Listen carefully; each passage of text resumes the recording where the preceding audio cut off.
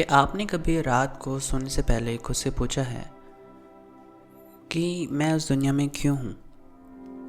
नाटक के तरीके से नहीं, बस चुपचाप जब आप शांत होते हैं और जब आप अपने विचारों के साथ अकेले होते हैं। मैंने ये सवाल कई बार खुद से पूछा है और सालों तक मुझे लगा कि इसका जवाब शायद कुछ बनने में है, कुछ बड़ा करने में या सफल होने में है। लेकिन फिर एक दिन मैंने इस किताब को पढ़ा, द पर्पस ड्रिवन लाइफ, और उसके पहले ही वाक्य ने मुझे झिझोड़ दिया। उसमें लिखा था कि ये आपके बारे में नहीं है। पहले मुझे समझ ही नहीं आया कि इससे मुझे बुरा लगना चाहिए या फिर सुकून मिलना चाहिए। लेकिन कहीं अंदर मेरे कुछ आज़ाद हो गया। शायद जो बोझ मैं खुद को साबित करने के लिए उठा रहा था वो शायद मेरा था ही नहीं। इस बुक में पहले दिन का नाम है सब कुछ परमेश्वर से शुरू होता है, और लेखक रिक वॉरेन बिना घुमाए सीधे कहते हैं आप उसके उद्देश्य से और उसके लिए बनाए गए हैं। इसका मतलब है आपका जन्म कोई इत्तेफाक नहीं था।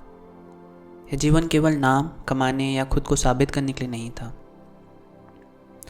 यह उस उद्देश्य को जानने के लिए है जो परमेश्वर ने आपके लिए रखा है।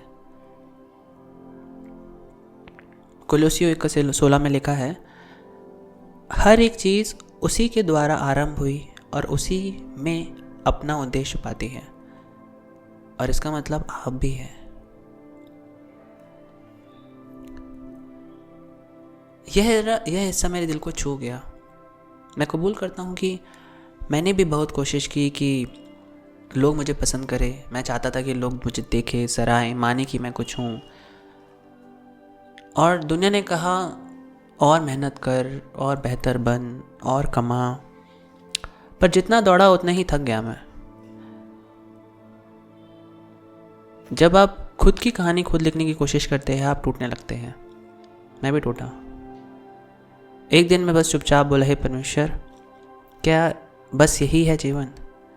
और मेरे अंदर से एक हल्की सी आवाज़ आई, नहीं, इससे बहुत ज़्यादा है, लेकिन ये तुम्हारे बारे में नहीं, ये मेरे बारे में है। जब हम समझते हैं कि जीवन का केंद्र हम नहीं बल्कि परमेश्वर है, तो हम खुद को छोटा महसूस नहीं करते, बल्कि हमारा जीवन कहीं आज़ाद और अर्थपूर्ण हो जाता है। आपका उद्देश्य आपकी सीमाओं से बड़ा है, आपकी गलतियों से बड़ा है। आपकी पहचान किसी असफलता में नहीं बल्कि परमेश्वर की योजना में है। जब आप खुद की कहानी का मुख्य पात्र बनना छोड़ देते हैं, जब आप खुद की कहानी का मुख्य पात्र बनना छोड़ देते हैं, तब आप समझते हैं कि आप कभी अकेले थे ही नहीं। यह अध्याय हमें संपूर्ण की ओर बुलाता है, सरेंडर की ओर बुलाता है। और सच कहूँ, सरेंडर करना इतना आसान नहीं है, लेकिन शायद यही सबसे बहादुरी भरा कदम होता है। रिक वॉरेन कहते हैं अपने आप पर ध्यान देने से जीवन का उद्देश्य कभी नहीं मिलेगा, क्योंकि पहचान सोचने से नहीं, जुड़ाव से आती है। जब आप कहते हैं हे परमेश्वर, मैं अब अपनी कहानी नहीं तेरी कहानी जीना चाहता हूँ, तब भीतर एक सुकून उतरता है, शांति का, भरोसे का, आश्वासन का। अगर आज आप खोए हुए हैं, थके हुए हैं, और ऐसा लगता है कि आप कभी काफ़ी नहीं होंगे, तो बस कुछ पल रुके और यह प्रार्थना मेरे साथ करें। हे परमेश्वर, मैंने बहुत कोशिश की अपनी राह खुद तय करने की, लेकिन अब मैं चाहता हूँ कि आप मुझे अपना उद्देश्य दिखाएं। मैं जानना चाहता हूँ कि आपने मुझे क्यों बनाया है।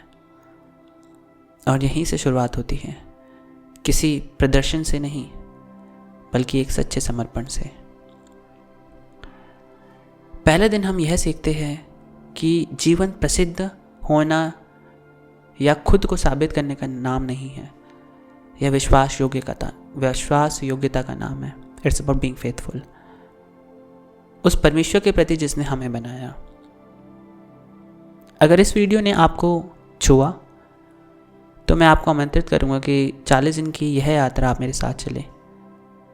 यह बस परमेश्वर से पूछे, जब तूने मुझे बनाया तब तू क्या सोच रहा था?